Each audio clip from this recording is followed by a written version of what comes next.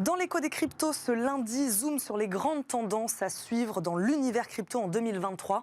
Après une année 2022 tumultueuse, 2023 pourrait réserver des surprises dans le secteur. Nous demanderons aussi quelle place cette classe d'actifs peut-elle prendre dans la constitution du patrimoine des Français. Pour en parler, notre invité aujourd'hui est Laurent Auvion, directeur innovation du groupe DLPK, spécialiste des solutions financières auprès des professionnels du patrimoine. Bonjour. Bonjour. Bienvenue dans Smart Patrimoine, Laurent Auvion. Merci beaucoup de nous accompagner. Je le disais, l'année dernière a été particulièrement ardue pour le monde de la crypto. Est-ce que l'effet domino, puisqu'on en a évidemment beaucoup parlé, de la faillite de la plateforme américaine FTX est arrivé à son terme selon vous, ou est-ce qu'on peut encore en voir des conséquences ? Alors on aura encore des conséquences parce que les premiers dominos sont pas encore, ils sont en train de tomber, ils n'ont pas encore complètement atterri, et donc on a encore des acteurs comme Genesis ou comme Grayscale qui continuent de bloquer les retraits en liquidité des avoirs des clients, et donc ça a nécessairement des impacts et des répercussions jusqu'à certains acteurs, y compris en France parmi nos partenaires. Donc on aura encore quelques remous, mais qui seront plus des remous juridiques et des suites. Après, je pense que les dominos qui devaient tomber sont en train de le faire. Je vous l'ai dit, ils sont peut-être pas encore complètement arrivés par terre, mais normalement on est à peu près protégé de tout ça. La question, c'est est-ce que le ménage a effectivement été complètement fait au sein des acteurs? Est-ce que tout est parfaitement clean désormais? C'est pas sûr, c'est pas évident, on va en parler, mais on va parler de régulation. Que 2022 a été très très très sportif sur les actifs numériques. Bon, le début d'année, en tout cas 2023, commence plutôt bien. Les crypto-monnaies retrouvent les chemins haussiers. Ça, comment vous l'expliquez ? Alors, c'est ce qui est assez étonnant, c'est qu'il n'y a pas d'explication fondamentale. Ouais. C'est un peu une des difficultés avec le marché des actifs numériques et des cryptos. C'est que c'est un marché qui est très jeune. Le Bitcoin a une 13 ans à peu près. Ethereum, c'est 2015, donc ça fait 8 ans. Et tous les autres actifs numériques, il y a à peu près 18 000 tokens qui sont disponibles en trading sur le marché des actifs numériques. 18 000 tokens, on se met assez vite d'accord sur le fait qu'il y en a 17 950 qui ne seront pas forcément là encore dans 2 ou 3 ans. Donc il faut être extrêmement prudent. Ouais. Et ces fondamentaux de marché, j'ai envie de dire, c'est un petit peu comme le CAC 40 ou le Nasdaq ou les indicateurs classiques. C'est-à-dire qu'aujourd'hui, si on a une lecture macroéconomique des chiffres, on a un chômage qui baisse, une inflation qui est haute, des taux qui sont hauts, des marchés qui sont... Enfin, c'est-à-dire qu'il y a un moment, il y a une équation à laquelle on est normalement habitué. Il y a un truc qui ne va pas. C'est un peu la même chose sur les actifs numériques. C'est-à-dire que ça suit le rebond global des valeurs technologiques et des marchés en général. Très objectivement, j'ai pas d'explication fondamentale à vous donner. Alors, tout le monde vous citiez Bitcoin, monnaie Bitcoin, blockchain, Ethereum. Aujourd'hui, c'est eux qui confirment leur position de leader en début 2023 là également. Si on appelle la dominance de Bitcoin et d'Ethereum, Bitcoin c'est à peu près 40% de la valeur du marché global des actifs numériques, et Ethereum oscille entre 15 et 20%. C'est-à-dire qu'à eux deux, ces deux valeurs-là pèsent plus de 50%, voire 60% du marché global des actifs numériques. Donc sont vraiment à la fois les locomotives et puis un petit peu les indicateurs de référence, et aussi un peu les valeurs refuges, si je puis me permettre l'expression. Alors des valeurs refuges qui restent extrêmement volatiles, mais qui restent prisées par les investisseurs. Après, encore une fois, si on rentre dans les analyses fondamentales, Bitcoin et Ethereum sont deux choses bien différentes en termes d'usage et y compris en termes de technologie et de promesses de valeur dans les années qui viennent. Mais ça reste effectivement c'est un peu le total et le LVMH du CAC 40 si on veut faire une comparaison pour que tout le monde comprenne bien. Ouais. Est-ce que vous restez prudent auprès de vos clients sur vos conseils d'investissement sur cette classe d'actifs ? Très.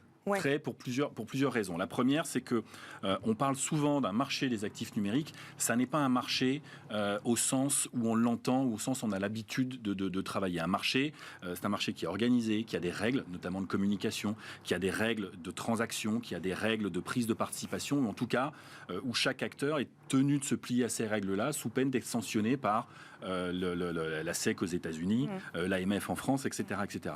Sur le marché des actifs numériques, ça reste encore un marché qui est relativement relativement jeune et qui est relativement artisanal, voire amateur. Alors, compte tenu des volumes qui s'y traitent, ça peut paraître un petit peu surprenant de dire ça, mais il faut vraiment l'avoir en tête. C'est-à-dire que c'est pas un marché qui est régulé, il y a des biais d'information, il y a des déséquilibres qui se créent entre différents acteurs, donc c'est un marché sur lequel il faut aller avec extrêmement de prudence.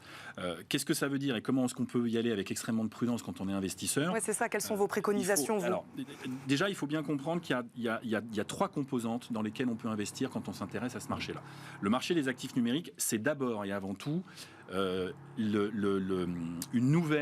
nouveau secteur d'activité qui est en train de se mettre en place. Exactement comme le web, à la fin des années 90, début 2000, on a des acteurs qui n'existaient pas il y a quelques années. On peut parler en France de Ledger, on peut parler de Sora, on peut parler de Conhouse, on peut parler de Meria. Il y a un certain nombre d'acteurs qui existent parce qu'ils utilisent et ils exploitent soit la technologie, soit des cas d'usage et qui proposent des services ou des solutions ou des jeux à des utilisateurs finaux et qui bénéficient de cet environnement. C'est également le cas aux États-Unis de sociétés de minage de Bitcoin que vous pouvez retrouver sur des codes. Donc ça, il existe aujourd'hui des OPCVM dites sectorielles qui permettent d'investir sur ce marché émergent, comme vous décidez d'investir sur, je ne sais pas, l'espace en ce moment, ou l'intelligence artificielle, ou, je ne sais pas, les biotechnologies pendant un temps. Donc ça, sont des solutions qui sont extrêmement faciles. Vous pouvez en souscrire certaines en assurance vie, dans un PER, dans un compte titre. Et là, il n'y a pas besoin d'être expert des crypto-monnaies, il n'y a pas besoin de wallet, il n'y a pas besoin de choses comme ça. C'est extrêmement simple d'approche et toutes les solutions sont proposées chez Norcia, à destination des conseillers en gestion de patrimoine, qui est notre plateforme de distribution. La deuxième possibilité qui est un petit peu moins accessible, où il faut avoir un petit peu plus d'expertise, c'est le private equity. Puisque forcément, qui dit naissance d'un marché, on sait que les fonds de private equity qui ont investi très tôt dans Google, dans Facebook, enfin dans les acteurs du web, ont eu des multiples qui étaient bien plus intéressants que ceux qui sont arrivés ensuite quand ces sociétés ont été introduites en bourse. Donc là, c'est pareil, vous avez énormément de fonds qui sont à disposition et qui se positionnent sur les futurs, ou ce qu'on espère être les futurs champions du Web3, de la blockchain, du Vetaverse, des NFT, etc., etc. Là encore, il faut être extrêmement sélectif, ça peut être risqué et c'est pas donné à tout le monde parce que souvent les tickets d'entrée dans des produits de private equity c'est plutôt 500 000 euros. Donc là encore, si on veut diversifier un peu son patrimoine, c'est pas accessible à tout le monde, mais ça existe. Et puis la troisième possibilité que nous distribuons également, c'est les actifs numériques en tant que tels. On parlait de Bitcoin, Ethereum et puis vous avez tous les autres, que ce soit le top 10, le top 20, le top 50 de ce qu'on appelle les capitalisations. Et là, notre préconisation, notre conseil pour nos partenaires conseillers en gestion de patrimoine et leurs clients, c'est plutôt de passer par l'intermédiaire de gérants de mandats de gestion, c'est-à-dire de confier son argent à quelqu'un dont c'est le métier, qui connaît l'activité, qui connaît les marchés, même si je vous ai expliqué si on n'était pas il y a quand même quelques règles et quelque chose à savoir. Et en gros, c'est quelqu'un, plutôt que d'acheter du Bitcoin je sais pas, il doit être à 24 000, presque 25 000 là, vous confiez votre argent à quelqu'un qui va, en fonction des codes, qui va passer, par exemple, quand il était à 22, il a vendu, il a racheté à 19, et donc il va permettre de générer un petit peu plus de performance sur ces différents outils. Donc ça, ce sont vraiment les trois possibilités d'investissement, soit par l'intermédiaire d'un conseiller en gestion de patrimoine, soit en direct pour ceux qui gèrent leurs finances directement sur les marchés. C'était très clair. Le temps passe vite. J'aimerais qu'on parle évidemment de la régulation. Grand sujet, selon vous, de l'année 2023, la régulation de ce marché crypto. Compte tenu de ce qui s'est passé en 2022, notamment l'affaire Terra Luna, l'affaire FTX, il y a un sujet de réglementation et de régulation qui fait aussi écho à ce que je disais sur le marché, qui est extrêmement important dans l'année qui vient. D'abord parce qu'en France, dès 2019 et la loi Pacte, il y a un cadre qui a été donné, qui a été offert pour les acteurs qui souhaitent opérer sur le marché des actifs numériques au sens large. La France, c'est un peu le cheval de Troie européen du sujet sur la réglementation, et on est vraiment en avance de phase, et c'est une avance de phase qu'il faut absolument qu'on conserve pour préserver nos acteurs nationaux et leur permettre de se développer à l'international. Se développer à l'international, c'est d'abord le marché européen dans le cadre du règlement MiCA, Market in Crypto Asset au niveau européen, qui est quasiment un copier-coller de ce qu'on fait en France depuis 2019-2020. Donc là, il y a vraiment un cadre et il y a vraiment une opportunité pour les acteurs français de s'inscrire dans cet agrément-là. MiCA, c'est 2024. MiCA, ce sera voté a priori sur la deuxième partie de l'année 2023. Et ensuite, il y a 18 mois pour la mise en application. Donc on est, courant 2024, début 2025. On va dire, si ça prend un petit peu de retard. Mais effectivement, ce sera un des grands enjeux 2024. Et en attendant, on est, nous, extrêmement attentifs dans la sélection de nos partenaires à un certain nombre de règles, et notamment le respect de la réglementation notamment d'un point de vue qui est extrêmement important, ce qu'on appelle la custody, le dépôt des fonds de clients, puisque c'était un des problèmes de FTX, et c'est quelque chose auquel il faut être vraiment très attentif, parce que un client peut accepter de perdre 80% de sa valeur si le sous-jacent, si Bitcoin perd 80% de la valeur, j'ai fait le choix d'acheter du Bitcoin, ça a perdu 80%, j'ai pris mon risque, je compenserai ce risque différemment. Par contre, si je confie mon argent à quelqu'un, et que cet argent disparaît parce qu'il a été mal utilisé ou il a été utilisé de manière frauduleuse de la part de l'acteur, là c'est un vrai problème. Parce que même si c'est que 5, 10 ou 15%. Et donc nous on est très attentifs dans la réglementation. Alors on travaille beaucoup avec l'ADAN, l'Association pour le développement des actifs numériques, et puis les acteurs qui sont enregistrés PSAN. Je peux parler de Conao, je peux parler de Meria, je peux parler d'AlphaCap, je peux parler de Going, je peux parler de... On ne travaille pas avec eux, mais vous avez également des acteurs comme Tilvest qui font un travail très intéressant sur ces sujets-là. Mais justement sur cet agrément, il y en a certains qui disent qu'il est tout bonnement impossible d'obtenir cet agrément à l'heure actuelle. Vous en pensez quoi? Alors, c'est très compliqué en ce moment pour deux raisons. La première, c'est un problème d'effectif au sein de l'AMF et de la CPR, c'est-à-dire qu'il n'y a pas assez de personnes pour traiter les dossiers en attente. Ça se règle assez facilement. Le deuxième, c'est que on va être assez clair, depuis la faillite d'FTX et en attendant l'arrivée de Mika, on a un petit peu de flou, un petit peu dans ce niveau-là. Ouais, on fait attention. On se dit, mais on est peut-être allé un peu loin sur l'enregistrement. On a peut-être enregistré des acteurs qui n'auraient pas tout à fait mérité de l'être. Donc, on va mettre le frein sur les enregistrements. Ça veut dire qu'il faut accélérer sur l'agrément, mais on vient de voir que d'un point de vue effectif, c'est compliqué. Donc, on est dans une espèce de flou. Je pense que les premiers agréments arriveront dans le courant de l'année 2023, parce qu'on a des acteurs français qui sont prêts depuis longtemps et qui sont en train de discuter avec les autorités pour y arriver.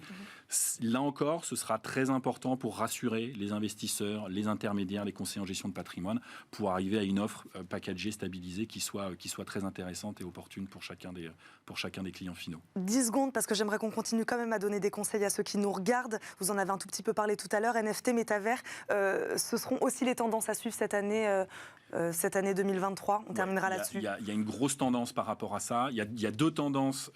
Alors une qu'on n'avait pas forcément vu arriver, c'est l'intelligence artificielle, notamment avec ChatGPT qui vient de bousculer un petit peu tout ça et qui donne un intérêt extraordinaire à la blockchain, parce que ChatGPT, ça récupère des informations et ça permet de tracer les informations telles qu'elles sont utilisées. Vous couplez ça à une blockchain en termes de rémunération de la source, en termes de rémunération, de répartition de la valeur aux différentes personnes qui participent à la création de l'IA et à son alimentation. C'est extrêmement intéressant. Et Web3, Metaverse, NFT, c'est le débouché des clients finaux, du grand public. Et donc là aussi, ce sera extrêmement intéressant de suivre ce qui se passe cette année. Merci Laurent Ovian d'avoir répondu à nos questions aujourd'hui dans Smart Patrimoine. Je rappelle, vous êtes le directeur innovation du groupe DLPK. Merci beaucoup d'avoir été avec nous. C'était un plaisir. Tout de suite, c'est Enjeu Patrimoine.